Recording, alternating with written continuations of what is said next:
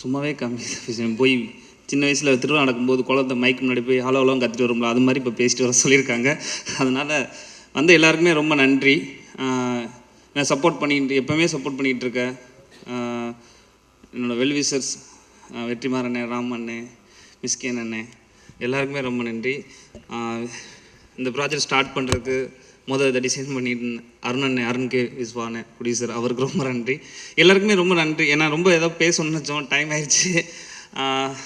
Thank you Sivakarthi அண்ணன், உங்களால் தான் இதெல்லாம் இவ்வளோ தூரத்துக்கு வந்துச்சு. ஏன்னா எல்லா படத்துக்கும் எல்லாம் என்ன பண்ணணுமோ அதை இந்த படத்துக்கும் பண்ணணும்னு சொல்லி ஒவ்வொரு வாட்டி ஸ்டெப் எடுத்து பண்ணுறது.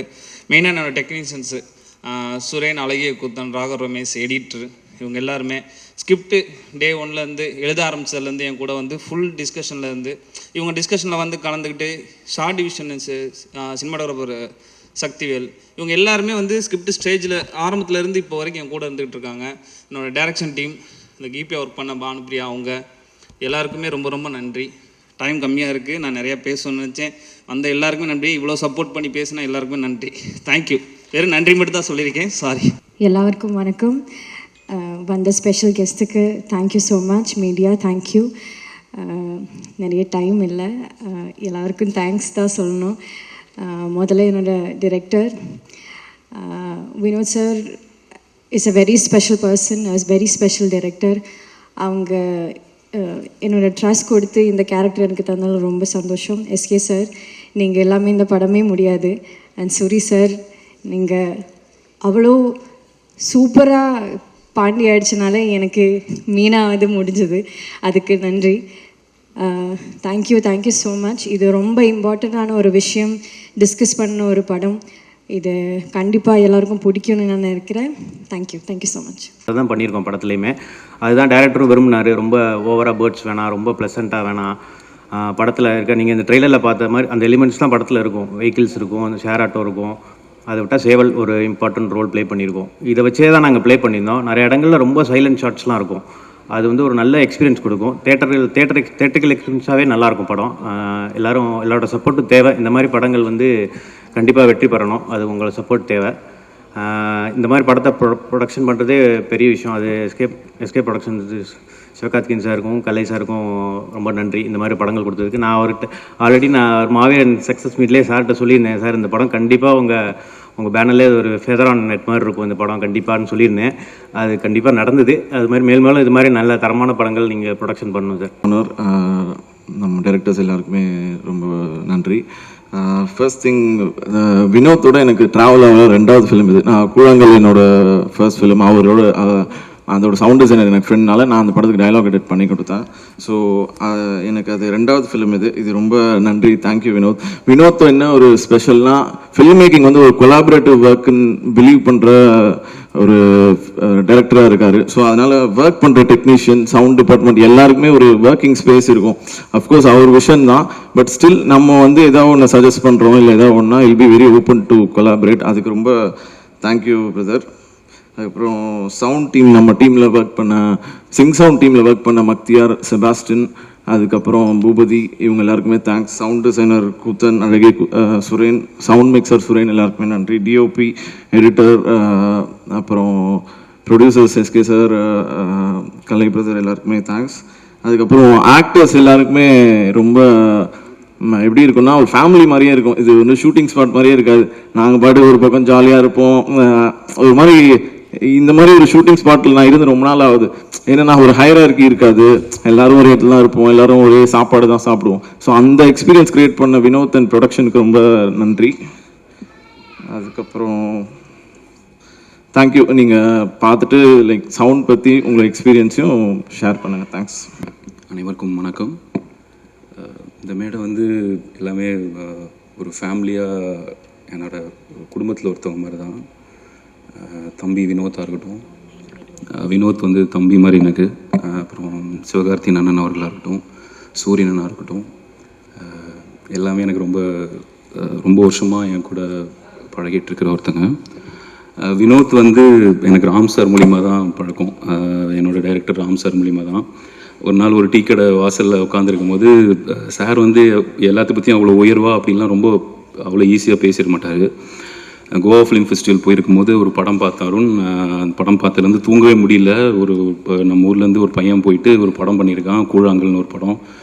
ஒரு மாதிரி டிஸ்டர்ப் பண்ணிட்டான், நம்மளாம் என்ன பண்ணிகிட்ருக்கோன்ற மாதிரின்னு சொல்லி ஒரு மணி நேரம் பேசுகிறாரு. எனக்கு அப்போலேருந்து யார் அவன் பார்க்கணும் அப்படின்ற மாதிரி வினோத்துக்காக வெயிட் பண்ணிகிட்டே இருந்தேன். அப்புறம் தான் மீட் பண்ணோம், படம் பார்த்தோம். ஸோ மதுரை பக்கத்தில் அரிட்டாப்பட்டியிலேருந்து ஒரு ஊர்லேருந்து கிளம்பி இப்போ உலகம் முழுக்க ட்ராவல் பண்ணிட்டு வந்திருக்கிற ஒரு முக்கியமான இயக்குனராக இந்தியாவில் இருக்கிற வினோத்தை பார்த்து ரொம்ப பெருமையாக இருக்குது. அதே இப்படி ஒரு ஸ்டேஜில் எனக்கும் ஒரு பேசுறதுக்கு வாய்ப்பு கொடுத்துருக்காங்க. நமது வினோத் வந்து கூழாங்கல் படம் வந்து ஒரு இண்டிபெண்ட் ஃபிலிமாக அவருக்கு கிடைச்ச ஒரு இன்வெஸ்டரை வச்சு, அவங்கக்கிட்ட இருக்கிற ஒரு வசதி வாய்ப்பு வச்சு, அவங்க வீட்டில் இருக்கிற அவங்க அம்மா அக்கா அவங்கெல்லாம் வந்து சமைச்சு கொடுத்து மொத்த குருவும் ட்ராவல் பண்ணிட்டு போய் ஒரு படம் எடுக்கிறாங்க. அது ராட்டர்டாம் ஃபிலிம் ஃபெஸ்டிவலில் டைகர் அவார்டுன்றது வந்து வேர்ல்டில் இருக்கிற பெஸ்ட் டெபு ஃபிலிம் மேக்கர்ஸ்க்கு கொடுக்குற அவார்டு இது. அது வந்து கிறிஸ்டோஃபர் நோலன் வந்து அவரோட ஃபர்ஸ்ட் படத்துக்கு வாங்கியிருக்காரு அந்த அவார்டை. நம்ம ஊரில் வந்து போய் வினோத் வாங்கிட்டு வந்திருக்காருன்னு நினைக்கும் போது அது ரொம்ப ரொம்ப நிகழ்ச்சியாகவும் ரொம்ப பெருமையாக இருந்துச்சு. அப்புறம் 2022 இந்தியாஸ் ஃபஸ்ட் ஆஸ்கருக்கு இந்தியாவிலேருந்து அஃபிஷியலாக செலக்ட் பண்ணி போன படம் வந்து கூழாங்கல். கொட்டுக்காளி எடுத்ததுக்கு அப்புறமும் வினோத் வந்து உலகம் ஃபுல்லாக ட்ராவல் பண்ணிட்டாப்புல. ஒரு எப்போ ஃபோன் பண்ணாலும் ஏதோ ஒரு கண்ட்ரியில் இருப்பார், நம்ம ஊரில் இருக்கவே மாட்டாப்புல. பட் வினோத்துக்கு உலகம் ஃபுல்லாக போயிருந்தாலும் நம்ம ஊரில் இதுதான் ஃபஸ்ட்டு பெரிய மேடை. அதனால் வினோத்துக்கும் இது ரொம்ப ஸ்பெஷலான மேடையாக இருக்கும், ரொம்ப எமோஷனலான மேடையாக இருக்கும்.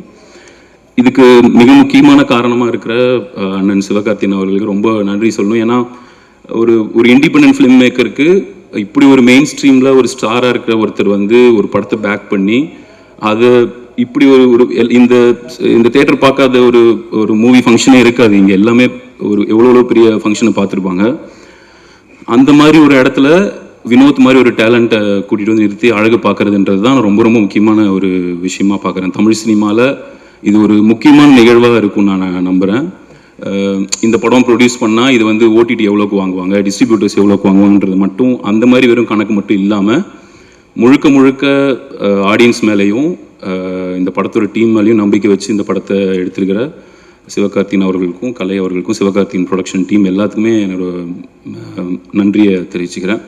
அப்புறம் சூரியன் அவர் வந்து ரொம்ப ஆச்சரியப்படுத்திகிட்டே இருக்காரு. ஒரு பெரிய இன்ஸ்பைரிங் ஸ்டோரியாக சூரியனை மாறிட்டு இருக்காரு. நம்ம அவரோட காமெடியனாக பார்த்துட்டு இருந்து அதுலேருந்து விடுதலையில் ஒரு பெரிய ஒரு விஷயத்துக்கு அப்புறம் நடிகராக ப்ரூவ் பண்ணி அப்புறம் கமர்ஷியல் சக்ஸஸும் தொடர்ந்து அடைஞ்சிட்டு வர்றாரு கருடன் மூலியமாகவும். இந்த படம் பார்க்கும்போது நிச்சயமாக வந்து விடுதலையில் பார்த்த சூரியனோ கருடனை பார்த்த சூரியனோ துளி கூட ஞாபகப்படுத்த மாட்டார். இதில் வந்து எல்லாத்தையும் ஒரு மாதிரி மிரட்சிக்கு உண்டாக்குவாருன்னு நான் நம்புகிறேன். ஆன பண்ணவங்களும் அப்படி தான். ரொம்ப உண்மையாலுமே மதுரை பக்கத்தில் இருக்கிற ஒரு ஊர்லேருந்து தேர்ந்தெடுத்து ஒருத்தவங்களை நடிக்க வச்ச மாதிரி ஒரு உணவு இருந்துச்சு அந்த படம் பார்க்கும்போது. ஒரு இந்திய சினிமாவில் ரொம்ப ஒரு பெருமைமிக்க படிப்பாக உருவாக்கியிருக்கிற வினோத் ராஜ் அவர்களுக்கும் சூரியன், ஆனபென் and Ganesh Siva, Suren, Koothan, DOP அவர்கள் எல்லாத்துக்குமே மிக்க நன்றி. இது ஆடியன்ஸும் வந்து கண்டிப்பாக செலிப்ரேட் பண்ணுவாங்கன்னு நான் நம்புகிறேன். Thank you so much. அனைவருக்கும் வணக்கம். இந்த படக்குழுவினர் அனைவருக்கும் என்னுடைய மனமார்ந்த வாழ்த்துக்களை தெரிவிச்சுக்கிறேன். சமீபத்தில் தான் நாங்கள் எல்லாருமே இந்த படத்தை திரையிடலில் பார்த்தோம். இந்த படம் பார்க்குறதுக்கு முன்னாடி இப்போ உங்களை போலவே எனக்கும் வந்து எந்த மாதிரிங்கிற எந்த விதமான முன்முடிவும் இல்லை. ஒரு கூழாங்கல் படம் பார்த்ததுலேருந்து வினோத் எந்த மாதிரி வினோத் ராஜ் வந்து அவர் எந்த மாதிரி ஒரு ஃபிலிம் மேக்கர்னு எல்லாருக்கும் தெரியும். அதில் இன்னும் எந்த அளவுக்கு அவர் வந்து போயிருக்காருன்னு பார்க்கல. அதுலேருந்து இன்னும் பல மடங்கு அவர் வந்து ஒரு பாய்ச்சல் நிகழ்த்தியிருக்கார் இந்த படத்தில். வணிக படங்கள் இங்கே எடுக்கப்படுது, ஆயிரக்கணக்கான படங்கள் எடுக்கப்படுது. அத்தனை படங்களும் வந்து ஒரு ஃபிலிம் ஃபெஸ்டிவல்லையோ வெளிநாடுகள் நடப்படுகிற திரைப்பட அந்த பிரிவுகள் போட்டிகள்லையோ கலந்துக்கிட்டு பெரிய பரிசுகளை பெறதில்லை. ஏன்னா அந்த ஃபிலிம் ஃபெஸ்டிவலுக்குன்னு ஒரு மிகச்சிறந்த ஒரு திரை மொழி தேவைப்படுது. அந்த திரை மொழியில் எடுக்கப்பட்ட படங்கள் தான் அந்த போட்டிகளுக்கு பங்கு பெறக்கூடியது. இப்போ நம்ம பார்க்குறோம் ஒலிம்பிக்கில் நமக்கு ஒரு தங்கம் கூட கிடைக்கல, இப்போ பார்த்துக்கிட்டே இருக்கோம் தங்கம் கிடைக்குமான்னு. அப்போ ஒலிம்பிக் நடக்கும்போது மட்டும் நம்மளுடைய திரடல் என்னவாக இருக்குன்னா யாராவது ஒருத்தருங்க போய் தங்கம் வாங்கிட மாட்டாங்களா அப்படின்ட்டு. ஆனால் ஒரு கிரிக்கெட்டை மட்டுமே ஒரு வெகுஜன சினிமா மாதிரி நம்ம கிரிக்கெட்டை மட்டுமே பெருசாக பார்த்துக்கிட்டு இருக்கிற இந்த சமூகத்தில் மற்ற விளையாட்டு போட்டிகள் பாரு நமக்கே ஆர்வம் இல்லை. பக்கத்து வீட்டில் ஒரு பையன் வந்து இது மாதிரி ஒரு விளையாட்டு போட்டியில் இருக்கான், ஒரு தடகள வீரனாக இருக்கான், இல்லை வந்து ஒரு வில்வித்தையில் இருக்கான், ஈட்டி எறிதல் போட்டியில் இருக்கான். ஆனால் நமக்கு தெரியாது, நம்ம அப்ரிசியேட் பண்ணுற இடத்துல இருப்போமான்னு கூட தெரியாது. ஆனால் ஒலிம்பிக்கில் ஜெயிக்கும் போது தான் தெரியுது அந்த உலகத்திலேருந்து போட்டி போட்ட அத்தனை பேர்த்துக்கு நிகரான ஒரு கலையை நம்ம பையன் கற்றுட்டு போயிருக்கான். அவன் ஒரு தங்கம் வாங்கும்போது நமக்கு அவ்வளோ பெருமையாக இருக்கும். அது மாதிரி வினோத் ராஜ் வந்து உலகத்தில் இருக்கக்கூடிய எல்லா போட்டியாளர்களையும் அவங்க திரைமொழிக்கு நிகரான ஒரு திரைமொழியை கற்றுட்டு போய் அங்கே அந்த போட்டியில் ஜெயிச்சிருக்காருங்கிறது நமக்கு கிட்டத்தட்ட அந்த ஒலிம்பிக்கில் வாங்கின தங்கத்துக்கும் மேலானது. அது வந்து எனக்கு அதை பார்க்கும்போது ரொம்ப பெருமையாக இருக்குது. நம்மளும் ஒரு சகப்படைப்பாளிகள் தான், நாமும் இதே விளையாட்டை விளையாடுறோம். ஆனால் அவர் எடுத்துக்கிட்ட அந்த ஒரு லாவகம், ஒளி லாவகம், தான் என்ன எடுக்கணும், எந்த கருத்து எடுக்கணுங்கிற வரைக்கும் அவருக்கு இருக்கிற ஒரு கவனம் வந்து மிகப்பெரிய அளவில் பாராட்டப்பட வேண்டியது.